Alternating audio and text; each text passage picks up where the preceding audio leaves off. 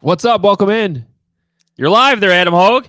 Wake I up. know. I was still hearing the music though. It confused me. Were you hearing that? No, I'm good. It's just you. Just you. I'm getting it. I'm getting this coming right back at me. Oh, I just figured out why I had the window open on my computer. That was really confusing. Sorry about that. You're What a watching way to us live start on the YouTube? show. I was getting like our show back in my ear 10 seconds later, and it was really confusing. So anyway, we're here. I blame Johns for being 15 minutes late. And here we go. That's true. I was in bed just 45 minutes ago. My beautiful wife let me sleep in after getting home at 1:30 in the morning. That's understandable. Good job by her. Yes. Colleen's the best. But I did finally figure it out. Like all these years, I've been wondering why you're always 15 minutes late. It's a pretty standard 15 minutes late. And I finally figured out, like, you know how there's time zones in the world that are actually offset by 30 minutes, not an hour? Okay. Did you even know that? No, I didn't know, but I like where you're going with this. Like new is it Newfoundland or Newfoundland? And I should know that. St. John's, home of Brad Gushu. Yeah. Brad Gushu, the awesome curling team in that part of Canada. They're offset by 30 minutes. So I'm just functioning 15 minutes later than everybody else. You're on your own time zone. That's 15 minutes behind. That's all. You're on the Adam Johns time zone. I like that. Yeah. Pat Finley wants to learn how to plan around that. So, well, we used maybe you got to get with it. We secretly used to, back when you would come to my house for the pods, we would secretly tell you that it was starting 15 minutes before we. That's something my wife does to get me out of the house. Yeah. Sometimes. No, Joe, back when Joe Romano was producing, I would tell him, I'm like, okay, we're going to say this time, but it's really 15 minutes later, just so you know. And it worked. Anyway, welcome in. We're glad you're here. Last night was something, that's for sure. And yes, Josh, in the comments, this is group therapy. We will get through this. I'm glad we delayed till this morning. Last night was a long night. There were emotions flying on the CHGO postgame show. There was a depressed bear on the set. Things were getting weird. And we needed to sleep a little bit before we got back together this morning to consume all this nonsense. There was just so much to consume. Yeah. It just kept adding up. That last drive alone, there was enough to break down for like 5 podcasts. But that entire game was just, it's one of the craziest games that I've covered live. I'll give you that. That's crazy for me. I feel like, how many times a season do we say that? Yeah, but this one, like, I know. In the red zone. I'm not disputing what you're saying. I'm just like, how does this franchise keep doing this? Every season we have at least 3 games where we sit here on this podcast and we're like, we've never seen that before. I felt like I warned everybody in the last podcast. Like, this is the team that the Bears should be. They're a better team, but these are still the Bears. Like, things happen. Like, unexplainable things just happen. You saw a lot of that against Washington last night. Well, I think where we need to start this discussion this morning, because there's a number of different ways to go, is let's start with something Robert Mays and Nate Tice were talking about last night on their they did an immediate post game last night following the game, and I think Robert is understandably worried that there's going to be too much damage done to Justin Fields this season that he might not be able to come back from it. And he's pointing out, like, there was a comparison to Carson Wentz. And he made a good point, I thought, in that pod, that, like, there's really no other example of a quarterback struggling this much in this type of environment and coming back to be what he was supposed to be. Now, Nate, to his credit, wasn't necessarily disagreeing with any of that, but he's like, yeah, but you see, like, the high still, and, like, it's still there in him. And I completely agree with that. Like, when you see the special moments, you're like, there's still something special in this quarterback. But I'm just really starting to get worried, John, that everybody's fears in the offseason about them not helping him enough, giving him an environment in which he can actually develop, that might do too much damage. The lack of investment in the offensive line, the serious lack of investment at receiver. This is what you're getting at. You're going upstairs to Hallis Hall and you're knocking on Ryan Poles' door right now, are you not? Let me give you an example. And first of all, I want to preface all this by saying I completely understand the big picture philosophy that Ryan Poles is going for here. Okay.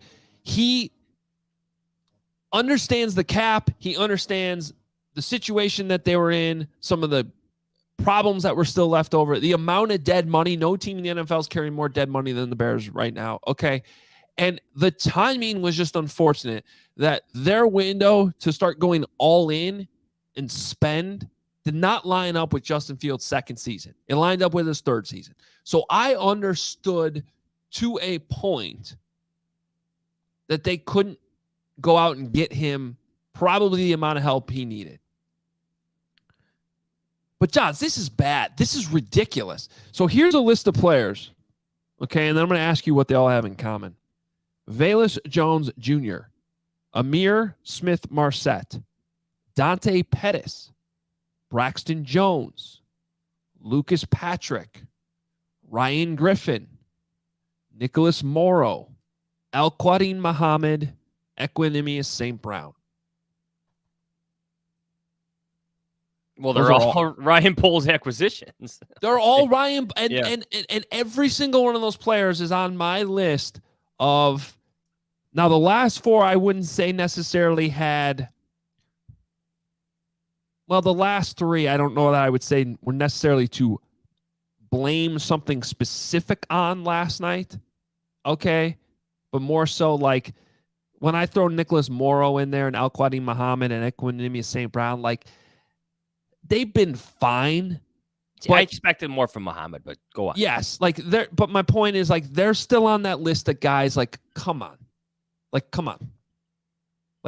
are we being serious here? Like, these are not real impactful NFL players that are going to make a difference for you when you win games. Okay, like let's just be real. Now, the other guys I mentioned, in kind of in order of maybe the blame you would put it on. Okay, Velus Jones Jr. Another muff punt. Just absolutely cannot happen. Third round pick. Should even field that ball, by the way. Right. No, let that go 10 times out of 10, especially when you're on your ass. You don't try to catch it. I mean, it's just such a ridiculous play. And by the way, I put some of that on the coaching staff. They need to recognize that he wasn't seeing the ball right all night. Shouldn't even been out there or should have been given orders to only fair catch it or let it go. Nothing else, which I guess he probably did try to fair catch it, but that was just bad. Amir Smith-Marset. I think there's teams that would have cut him after what happened last week or put him on the practice squad. And you can come back and say, well, who else do they have to put out there? Exactly. Okay, Dante Pettis. Sometimes he makes a ridiculous catch. More times than not, he just doesn't even catch the ball. And that's been a theme since the preseason. Braxton Jones. I actually like Braxton Jones, but last night he was part of the blame game for why they lost. Lucas Patrick. He had an awful game last night. And then we're going to get in this Ryan Griffin play here in a little bit, but I do think he deserves like at least some of the percentage of the blame on the missed touchdown. It just the point being though, Johns. We can blame the situation, but that is a lengthy list of players that this GM brought in that is not helping the quarterback either, not providing an environment to develop. And it has to be part of this discussion. Can I take this conversation a step further? Sure. This is just what the Bears do. We wrote a 5,000-word article at the end of this season. You know, went viral. It all starts with the McCaskies. You know what I'm talking about. Yes, absolutely. It's great. If you haven't read it yet, just Google It All Starts with the McCaskies. It's on theathletic.com. Kevin Fishbane, myself, and Dan Pompei went deep on the Bears. Justin Fields is caught up in the Bears being the Bears. The three most important people on your football team, your head coach, your GM, your quarterback, have rarely aligned, like never aligned under George McCaskey. Happened again this year. Justin Fields is caught up in a rebuild that he shouldn't be a part of because he was drafted by a former regime. I'm not making an argument they should have kept Matt Nagy and Ryan Pace. But when you draft another quarterback, like you have to prepare yourself for this. Ryan Poles wanted to rebuild. He wanted to tear everything down. Justin Fields just caught up in all that. Like, understand what Ryan Poles wants to do. But this is just what the Bears do. It's like 2017, right? It's drafting Mitch Trubisky without your head coach's knowledge, as Ryan Pace did. And then you're throwing him out there with Tanner Gentry and Trey McBride and making trades for Dontrell Inman. How about that for a set of names for you? Like, we've seen this show before. We've seen the Bears try to win with 7 rushing attempts, and they did against the Carolina Panthers under John Fox.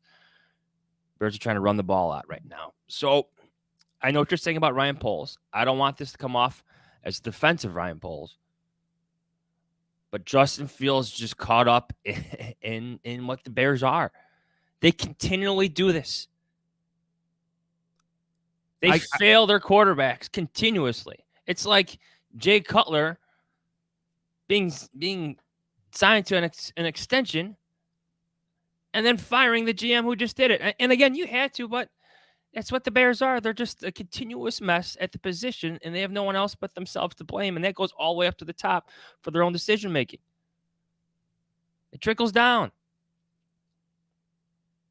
Yeah, I totally agree with all that. I just think we also have to point out that the guys he did bring in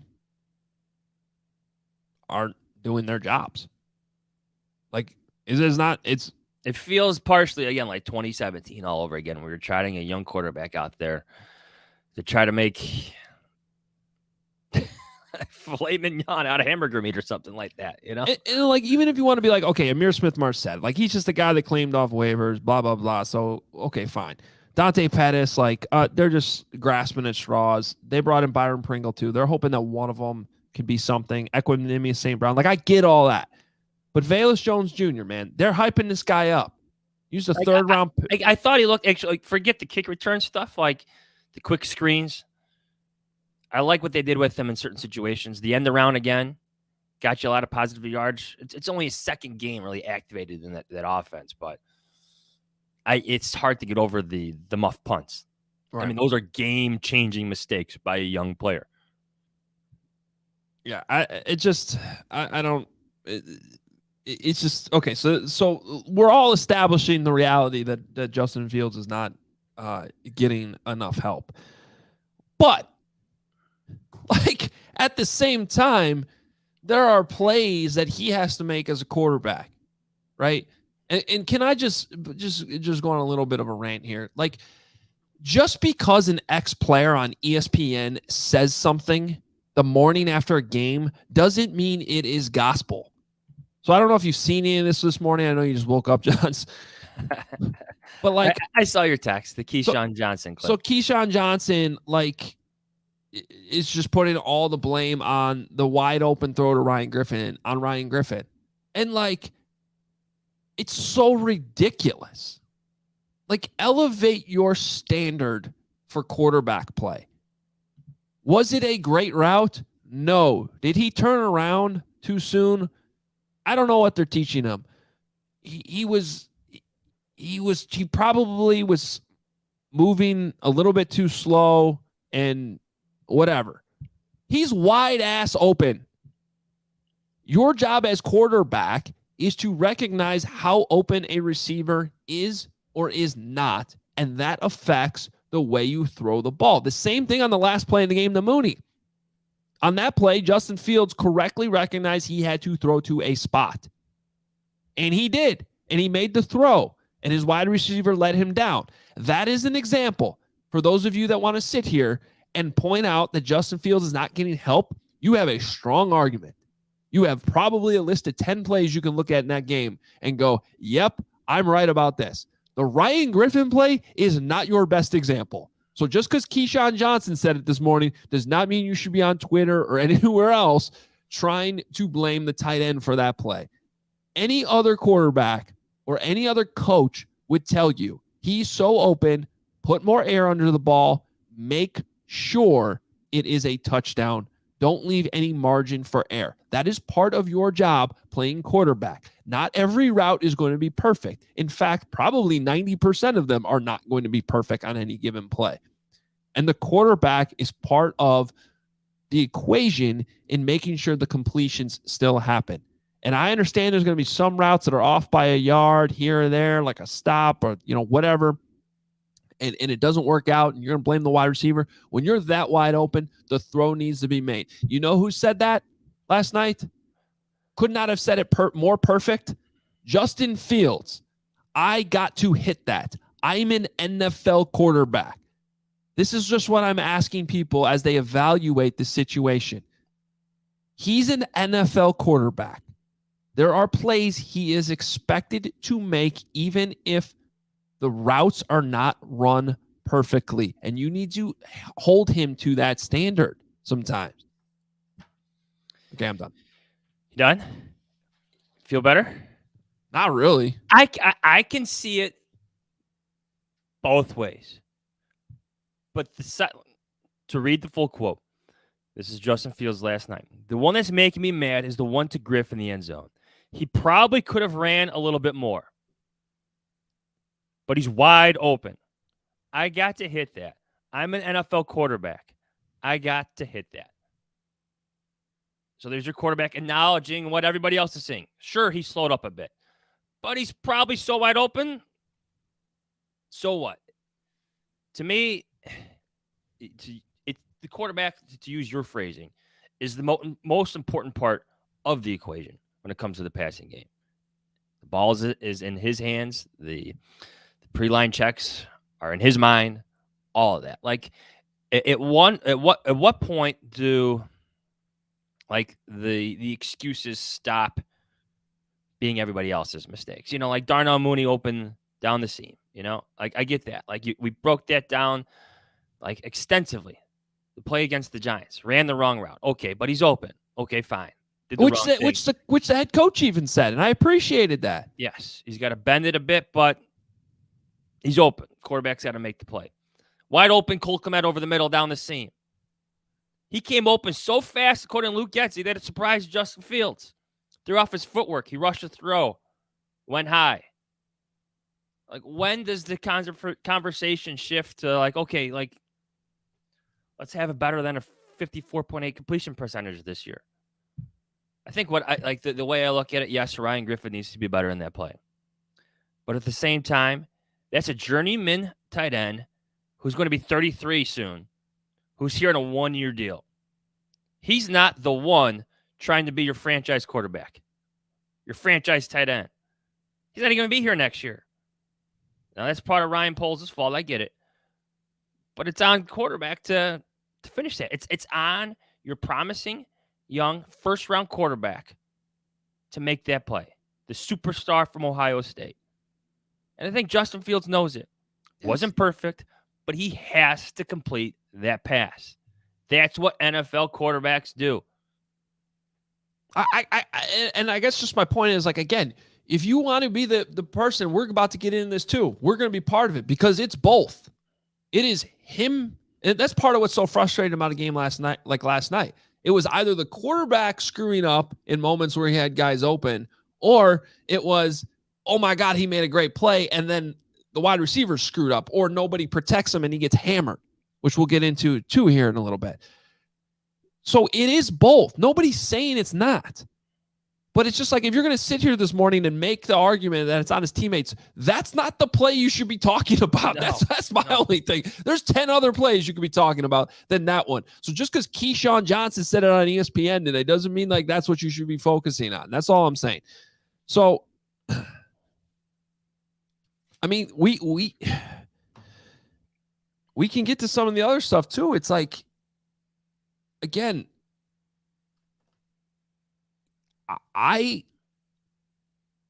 want to still look at some of these special moments that he's having and be like, it's still in there. And I really I still think it is. And that's where I'm just starting to get frustrated, I think, Johns, with the lack of help around him. I mean, this offensive line right now, it's not sustainable.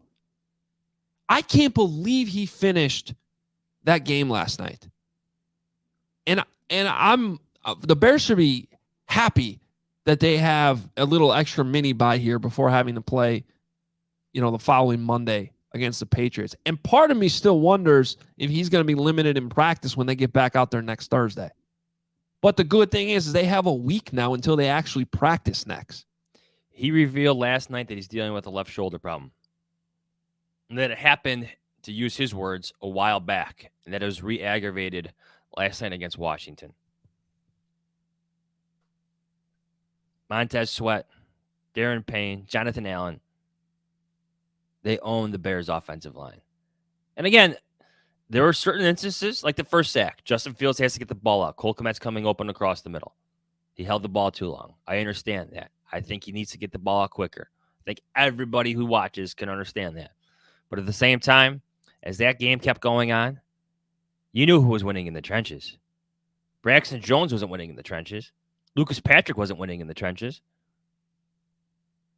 That left side of the offensive line was no good. Sam Mustipher wasn't winning in the trenches. He's not gonna finish the season. 5 sacks. One was him scrambling out of bounds. 5 sacks, 12 quarterback hits. That's what I was gonna say. Is the 5 sacks is misleading. I mean, he took over 5 shots that could have ended his season, let alone the one where I don't know how his knee survived. And by the way, how does he not get the call on that? Every other damn quarterback in the league gets the low. You can't tackle their knees anymore. See, I think Fields, he's gotten his fair share of calls this year. But there are a few instances, I want to say 2 or 3, where he's down on the ground where I'm thinking, oh, this is it. This is finally it. He's down. He's out. I think some of it was him getting the wind knocked out of him. But on the touchdown pass to Dante Pettis, his best throw of the night. Beautiful dime. Free play. I like that even more. Yes. Yeah, how often do we see Mitch Trubisky, ever take advantage of a free play? He, never did it. Never. I'm not sure in all the years we've covered the team we've ever seen them successfully get a touchdown. I'd even go back to yes. And that, by the way, that is a specific thing you can point to Luke Getsy coming here. That in itself, the Packers do it better than that. All the time. So he brought that here. We saw them practicing it in training camp that day. Nate Tice was out there watching practice with us. We're like, they're trying to get the free play. They're working on the cadence, and it finally paid off for a touchdown. But meanwhile, Montez, I think it was Sweat on that play. Yes, he landed on top of Fields, and Fields was down for a bit. Well, he basically drove Braxton Jones into, I think it was a helmet-to-helmet shot where it was the left tackle's helmet hitting the quarterback. And his shoulder got hurt on that play too. Oh, man, it's just something needs to be I mean, I don't know what the answer is here in the bye, but if it's not really a bye, mini bye, but you have a weekend here where I don't know how Ryan Poles isn't sitting there in his office with Ian Cunningham being like, okay, what can we realistically change here? You have a little bit of break. Whether it's shuffling guys around, whether it's getting Alex Leatherwood up to speed at guard, I don't know. Whether it's bringing somebody else in, pulling off a little trade and I don't know, I don't think any of the options are great. But you can't just keep going out there with the same. They talked all since the start of training camp. Find your best 5. Well, the best 5 isn't good enough. Well, I wasn't surprised that they went with this starting 5 against Washington. It's a short week. They're not really practicing. Justin Fields in the protection were pretty good in Minnesota by the end of it. They were. So there were relative positives going into this one for the offensive line, just in terms of how Fields said himself he was comfortable and more calm back there in the pocket. That in itself is encouraging for them going into this game. But they also said it themselves leading up to this one. That defensive line is fearsome. And they won. They won the night by the end of it. Yeah. I don't know what the answers are, though. Schofield and Riley Reif, guys signed right before training camp. Maybe. Alex Leatherwood, the big waiver wire pickup with the bus label from Oakland. Maybe. I mean, my point is you just got to try something different because this ain't it right now. Yeah, see, I like what they did in the first half. They seem to change the launch points a lot. Washington did seem to adjust to it. I remember a couple instances where they're rolling out to the right where Fields was. And again, that defender came upfield, but not a lot of answers in terms of what you're dealing with. You saw some of what Nate Tights said last week, where they spread it out, one read and go. They also did a lot of 7 and 8 man protections early on, but the problem with that is then you don't have any. You only have like 2 wide receivers to throw to downfield. Yeah. So, did you? Well, you wouldn't have seen this, but I don't know if it was going on on Twitter or not. I just happened to be watching Amazon Prime's pregame. But what Ryan Fitzpatrick had to say. And no, I did not see it. So he did a pretty good breakdown, I thought. And he started with the things he likes about Ryan Fitzpatrick, or I'm sorry, about Justin Fields. And it was like a lot of what I think we all see. There's 2 things that I can honestly sit here and say I think Justin Fields does as well as one, I could say for sure, as well as any other quarterback in the league. And the second one, he's definitely, I think, in the top 5. Okay. Wait, this is you talking or well, this is me magic talking, but me agreeing with what Ryan Fitzpatrick was saying. Okay. Because Ryan Fitzpatrick's point was he is not a good runner, not a great runner. He is an elite runner at the quarterback position. And I think that is completely true. Like, what other quarterbacks right now are even in the same class? Like, Josh Allen's big and athletic, but he can't do the moves that Justin Fields doing. Jalen Hurts probably in that category right now. Lamar Jackson, right? But he is in like this class that makes it really hard to defend him when you have that type of weapon. Okay. The other thing he does well, he's a big game hunter. He throws a good deep ball. That's why in the midst of all this chaos and shittiness, they're good for a couple really impressive downfield throws every single game. There were a few. You know, he can legitimately do that. And that's why I still hold out hope, Johns, that there's something in there that can be fixed. Because it's like everything in between. You have quarterbacks that can only run, right? And then they can't really do anything else. You have, like, Jay Cutler could throw. He had a big arm, right? But he couldn't complete those, right? And so it's like you have 2 hard things that are hard to get in the NFL at the quarterback position. What about everything in between? And so that's where Ryan Fitzpatrick was going. He was saying elite runner, really good downfield thrower.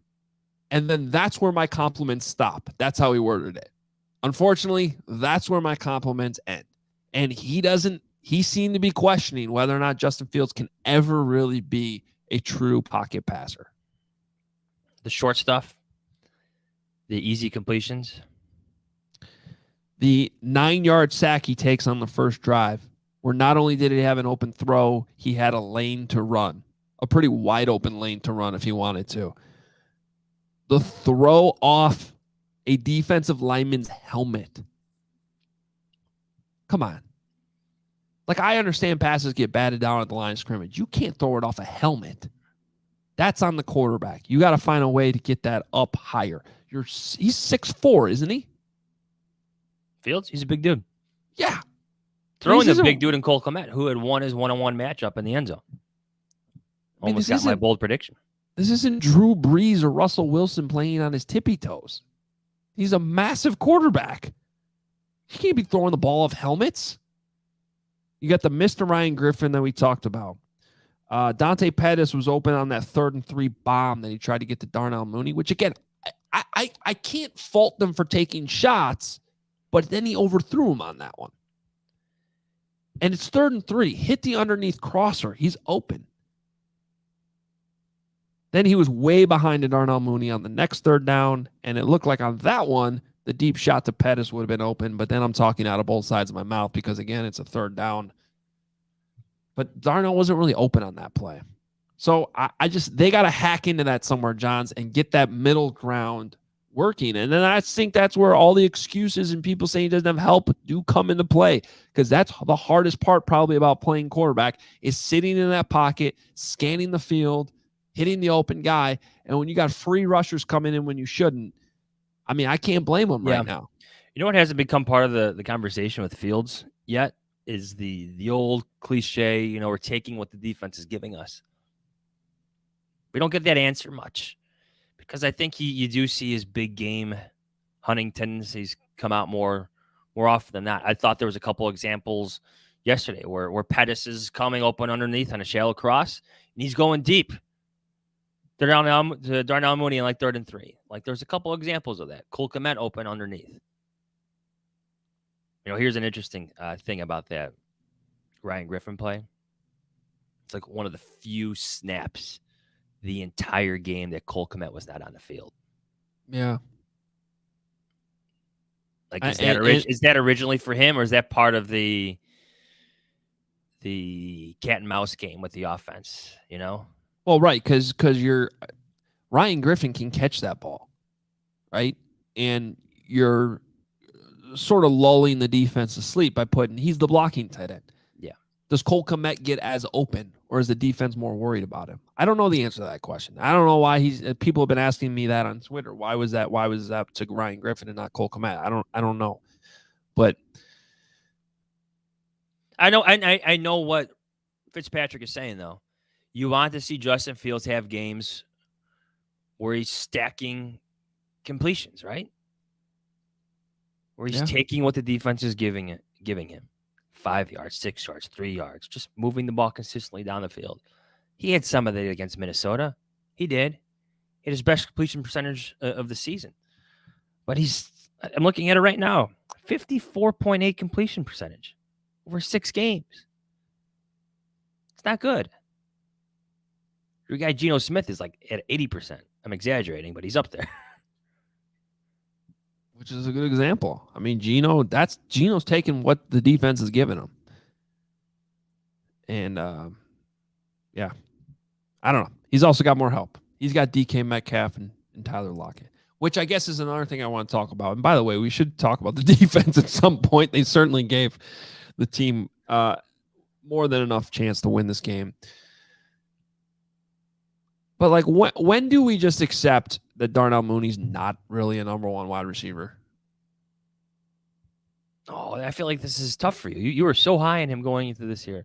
The route running, the separation. If you check, let's rewind, though. All summer, I said I think he's a 1.5. I don't know that he's a true number 1. I think can be better than a 2. And then in training camp, you can't deny that he looked really, really good. Running routes, getting open. And I think it's fair right now to point out that he doesn't have a lot of help. He still had a decent game last night. But I'm sorry. The elite wide receiver catches that touchdown to win the game. I think, well, yes, hit him in his hands, fall into the end zone. If that catch is made, literally at the goal line, Bears win. Washington clearly got away with a pass interference play earlier on Dante Pettis. Agreed. It was an egregious penalty. I'm surprised Dante Pettis is actually okay. He was like bent backwards, not just his body, but his head, and there was like some whiplash there. It looked bad and ugly. But the defender clearly got away with a PI there in the back of the end zone. To go back to what we were saying about Geno Smith, like the physical comparisons between Tyler Lockett and Darnell Mooney are there. But on the opposite side, he has DK Metcalf. Yeah. The big guy who can do different things, who opens things up for Lockett down the field. Your go-to guy. I don't know. The Bears don't have that. N'Keal Harry, he's a big guy, first-round pick. He's got the size. He's got the attributes to go up and get it, but I don't think it's him. At least I don't believe it's him right now. I haven't seen anything from him. Yeah. I just... If you put Darnell Mooney on the Seahawks Not a good team, by the way. He's their third best wide receiver. You put him on the Eagles with A.J. Brown, Devonta Smith. He's their third best wide receiver. Yeah. Like, that's all I'm saying is and also part of that is just it speaks to the lack of help that Justin has. It is a fair conversation. It is an absolutely fair conversation. It's you were there last night. You wrote about it. I mean, what do you think's going through Justin Fields' head as he's sitting there in the locker room? Because that's what I took most note of. Because I've been in those losing locker rooms, and you watch body language. Some players are short with their answers, but Justin Fields sat in his locker for a long time, looking at his phone, not looking at anything, having a brief conversation with Darnell Mooney, then Luke Getsy. Didn't seem to go well. I'm not saying they're arguing. Don't get carried away, but obviously some emotions were raw after this game. Like, you take note of that stuff. Usually, Justin Fields comes to the lectern fully changed. Night's over, ready to go. It's 11 p.m., like 45 minutes, if not more, after the game. He's still in his game gear, still in his game pants. You could see the frustration. You could hear the frustration. I'm not saying the Bears are breaking him. Come on, there's a bunch of football left. Justin Fields seems like a pretty resilient football player and human being. I think he could get through this. But that loss stung him a bit. You could tell. It was in his body language. It was in his answers. It was in everything he was doing post-game. Which I think kind of brings us full circle. Like, which is, I think, is Robert May's concern. Like, at what point is too much scar tissue building up to come back from? Like, I want to be the believer, and I'm getting a lot of this on Twitter this morning too. Yo, it's just a lost season. They're rebuilding. Just focus on the positives, and they'll bring in the help in the like. Yo, I hate to say it. You're putting way too much faith in the Chicago Bears organization.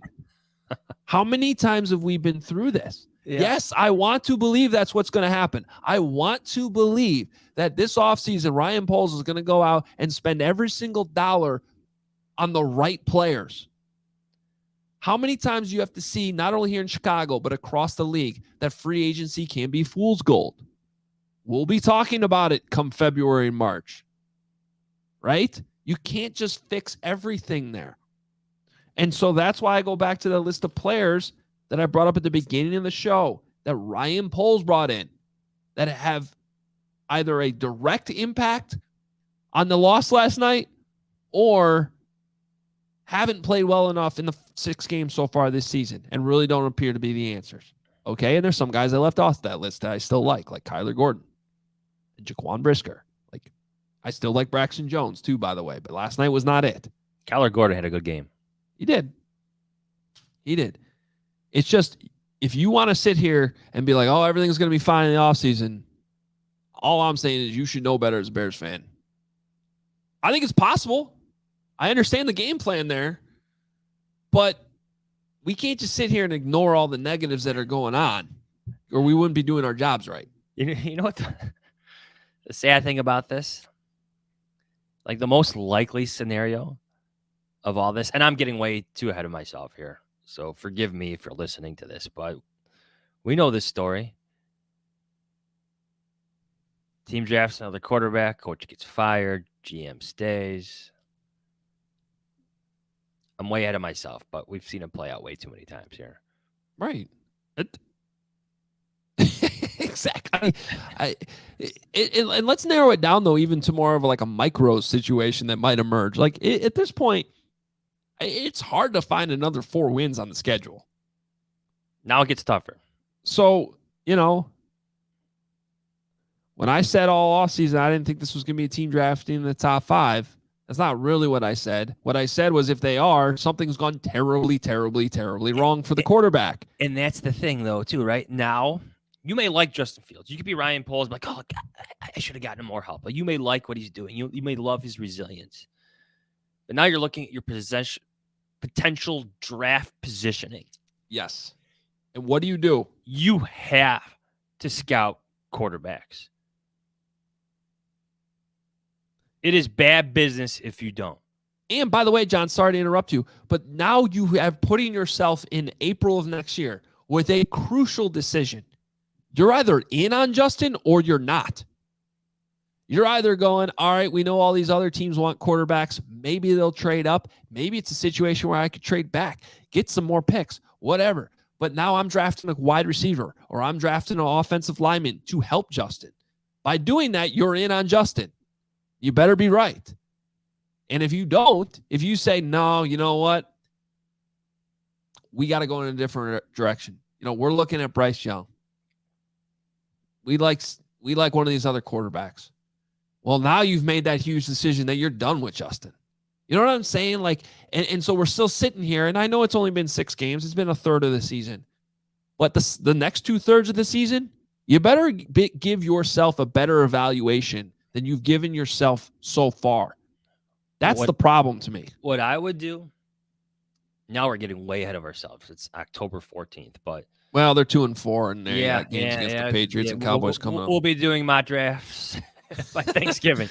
I think mock draft 1.0 comes out on Tuesday, John. It's like going back to everything you just said, that list of players and the investment, and like in the offensive line and the receiving core. Like, you still have to invest in those positions, even if you have questions at quarterback, because regardless if Justin Fields is your quarterback next year or it's some veteran, that player, that quarterback needs help.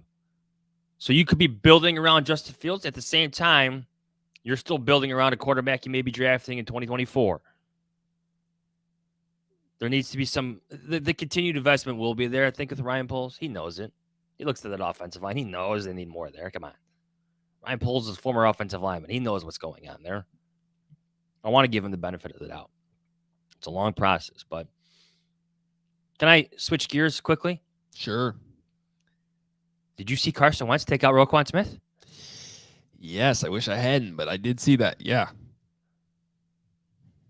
Do you think that Roquan Smith expected just like light contact? I don't know what he expected. He got popped. He got decleated. You can't have that happen. Yeah. And this is coming after, in his own words, he said, if I want the things I want, I need to make that play against Jalen Reagor last week. Now you're getting popped by a quarterback. Yeah, it's not good. Doesn't look let's good. just call it what it is. 5 out of these 6 games have not been what he needs to get the big contract he wants. And by the way, this might ruffle some feathers. I apologize in advance. But it came up last night on our CHGO postgame show because Carm was starting to look at, and Braggs were starting to look at, like, what pieces the Bears realistically have right now to get more draft capital. If they really truly want to rebuild. And the reality is there ain't much. What are you getting for Robert Quinn right now? A 7th round pick? He's doing nothing. Right? I hate to say it, but Roquan Smith's the one thing you have. And I have to wonder if that's on the table. Sorry, I'm trying to pull up Robert Quinn's stats here. I don't think his name was announced once last night. Because what option do you have right now with Roquan Smith? I don't think he's going to accept less because he's struggling. You're not paying him based on how he's playing. So you just put the franchise tag on him, right? Like, that's where this is headed? Roquan Smith better hope that's where it's headed after that Wentz play. Like, but seriously, like, it's a lot of money to commit to a guy. Franchise tag. It's a lot of money. Yeah. And let's not forget which one of those two demanded the trade. True. Why can't I find the defensive stats here? Who? Robert that's Quinn. the- Here it is. Here it is. No, that's the problem, Johns. You can't find them. One solo tackle in 36 snaps. Oh, a bit lower than I thought in terms of snap counts. Do you have the snap counts in front of you? I can. Keep talking. Well, I just want to know how much Travis Gibson played last night. I'll pull it up right now. Because, like, I don't remember seeing him. Travis Gibson was on the field for 25 plays, 44% of the defensive snaps. In terms of defensive ends, Muhammad led it with 37, Robert Quinn with 36. And then you had Dominique Robinson with 17, and then Travis Gibson with 25. Look, I mean, it's hard to complain too much about the defense. They're good. If you're a coach, you're probably sitting there going, we did what we needed to do. But I don't get it. Travis Gibson's been your best defensive end. Dominique Robinson's been your second best. Someone needs to explain to me how Travis Gibson doesn't get on the field more than 44% of the game. That doesn't make any sense to me. There were times last night he looked like the Bears' best defensive player up front. That is mind-boggling to me. But you know what? A lot of this stuff doesn't make sense at this point. All right. But good job by the defense. They gave him a chance. They're also playing Carson Wentz. I put in here my Bears MVP last night was Carson Wentz. It was a joke. I mean, the stat line of the winning quarterback last night just makes me laugh. But the same thing happened against the Giants. True. Even at least they've lost to two quarterbacks that didn't throw for 100 yards this year. Yeah, at least Daniel Jones had the two naked bootleg touchdown runs. Carson Wentz gave you nothing last night. Nothing. 12 for 22, 99 yards, 3 sacks, a long of 18, and a 66.3 passer rating. Again, Daniel Jones beat you with his legs a little bit. 2 great touchdown runs. Carson Wentz gave you nothing.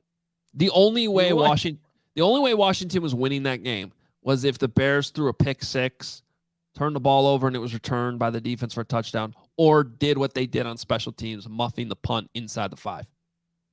That was the only way. Washington wasn't scoring a touchdown in that game. There were a couple debatable pass interference calls. The one on Kyler Gordon specifically I have problems with. Yeah. Underthrown ball. Hit Kyler Gordon in the head. That's one of my pet peeves that goes back years. We've talked about this on our post-game shows before. Stop calling pass interference on severely underthrown footballs. Like, it's ridiculous. Like, if you can have no PI on an overthrown ball because it's not catchable, like, at what point does that become part of the equation on an underthrown ball? I'm being serious. Like, we're punishing defensive backs for the football being underthrown by like 7 yards. Yeah. It's ridiculous. And he turned, like, it's just, the contact wasn't egregious. It wasn't as bad as what Dante Pettis felt in the back of the end zone. No, when he got tackled? The whacked in the head. He got tackled by the head, and they didn't call PI. Yeah. Yeah. They also screwed up the call on Jalen Johnson, by the way. That was a penalty. It was defensive holding. It wasn't pass interference. And if you're calling pass interference, then you should have ruled that the ball was uncatchable. That doesn't apply to holding, though. So, like, I was just pointing out that even on that play, the ref screwed that up. It wasn't the right call. It was a penalty, but they didn't call it right. Yeah. So, all right. Well, the refs are also way down on the list of people to blame, though, in this one. Oh, man. All right. What do you think about the, before we leave, the goal line run with Khalil Herbert? I don't like the decision to run right into the significant strength of the Washington defense. Right? That's what I felt in real time. Like, you said all week that this defensive line is one of the best in the NFL. And it starts with the 2 guys in the middle. So you're going to run straight at them? Don't overthink it. There's just got to catch him off guard. Yes. There's got to be something else that you have up your sleeve with Justin Fields' legs, right? Like, an option play. Like, I'm being serious though. Like a pitch, something where, like, look, we all said we hated the shotgun run up the middle. What was that, week 2? I still agree. Like, so I can't sit here and complain about them. But why is it Khalil Herbert? Isn't David Montgomery the guy who picks up the dirty yards? Who every time it looks like he's tackled, he still falls forward? I think I don't understand the running back personnel there. In general, I don't understand it because I think they have to look at what they're doing with them more. Speaking of snap counts, have you looked at the snap count disparity between Montgomery and Herbert?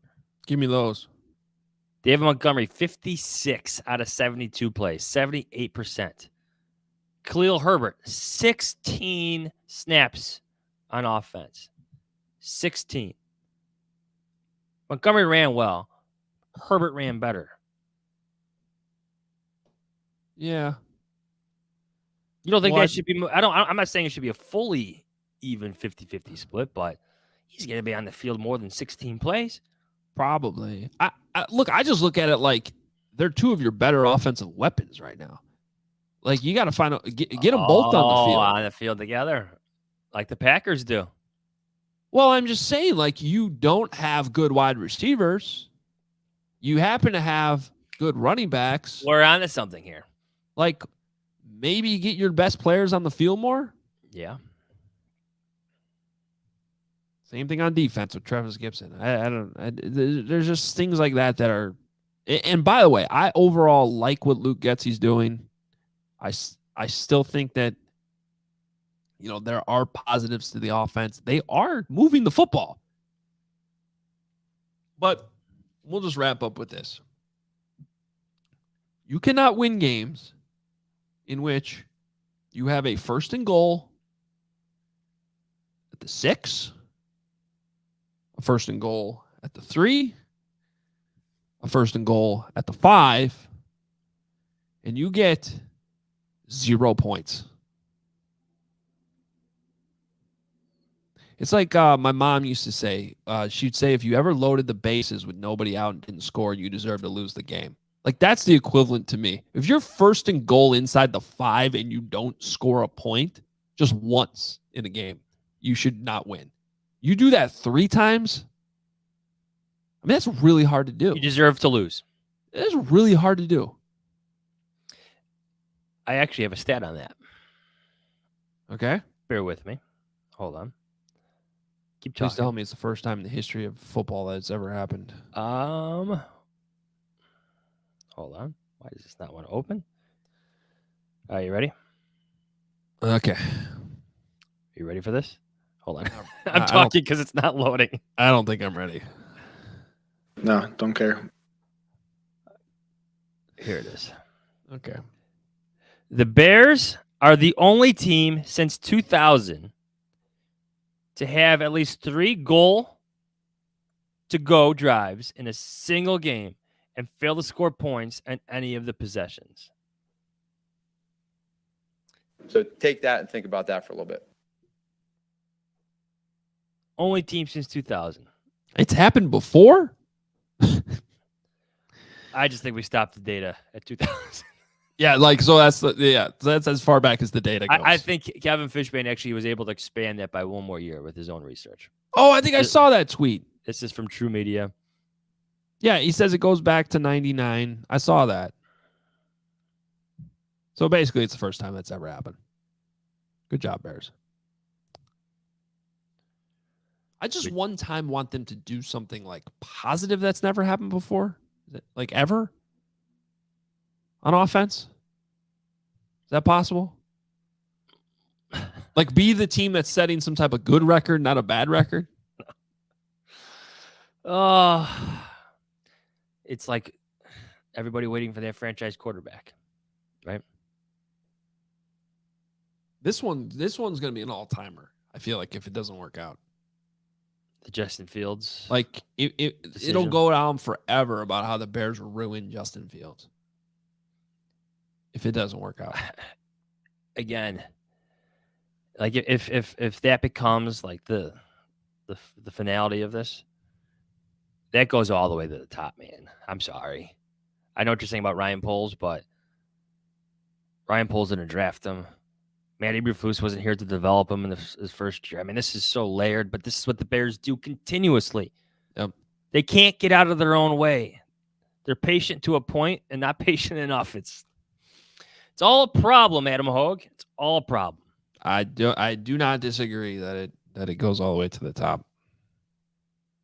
Just look at, I mean, I hate to say it, but the numbers speak for themselves. When you look at when George McCaskey took over this franchise and what they've done since, and the amount of GMs and the amount of head coaches that have been here. Now you're starting to go through quarterbacks. And not just like the shitty quarterbacks that you had every like 3 weeks back in the the 90s and the early 2000s, like first round draft pick quarterbacks. Yeah. That you can't figure out. It's yeah. It is what it is. All right, we got to get out of here. Thank you for being here though and sitting through this therapy session. Apologize that your therapist showed up 15 minutes late. There's a guy, Aaron, in the comment section just screaming for a John Fox soundbite. Oh. God bless it. Your board's not plugged in. Yeah, we can make it happen. We take requests here. I just don't want to break your ears at the same time. Hang on. Which one do you want? We could just like, Yeah, I think well done. It'd be well said. There's some unfamiliarity or infamiliarity, whatever that word is, non-familiar. There you go.